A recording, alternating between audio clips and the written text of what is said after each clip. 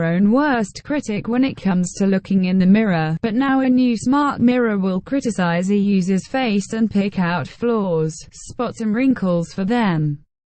HiMirror has combined with Amazon's Alexa voice assistant to offer advice on taking care of skin, makeup tutorials and the ability to track skincare goals when using new products.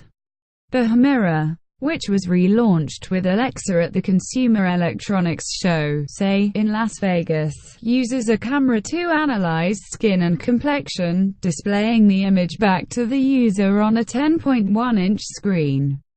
It then pulls out imperfections, from red spots to wrinkles. By linking with Amazon's voice assistant, HiMirror can also update users on the latest news or play music, and suggest video makeup and skincare tutorials. HiMirror is able to recommend and buy beauty products on the go from the online retail giant.